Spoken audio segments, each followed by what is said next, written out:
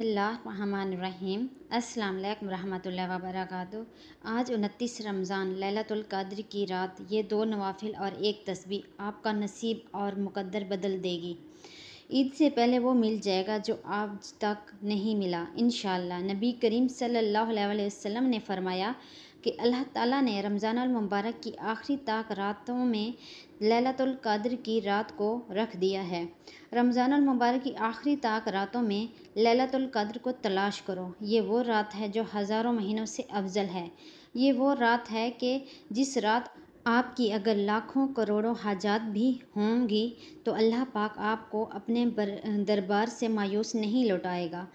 आप जो मांगेंगे अल्लाह पाक आपको अता करेगा। बस आप अपने रब पर यकीन रखो, भरोसा रखो और अपने रब से मांगो, क्योंकि अल्लाह पाक खुश होता है जब कोई बंदा उसकी दरबार में हाजिर होता है। दुनिया से मायूस होकर, नाउम्मीद होकर, आजिज़ी इंसारी के साथ इससे जब कोई चीज़ मांगता है तो अल्लाह अपने बंदों को मायूस नहीं लौटाता।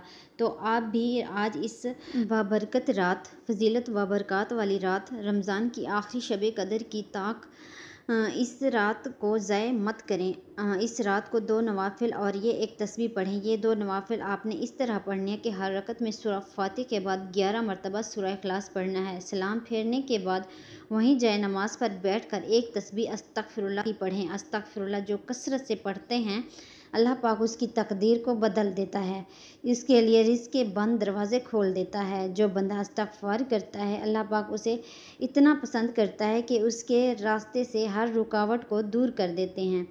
इस अमल के शुरू और आखिर में दरूद पाक लाजमी पढ़ें, क्योंकि दरूद पाक की बरकत से अल्लाह पाक दुआओं को, हाजात को पूरा करते हैं। तो आज आप इस मुक़द्दस रात इस अमल को लाजमी करें, इसे शेयर करें, वीडियो को लाइक और चैनल को सब्सक्राइब करें।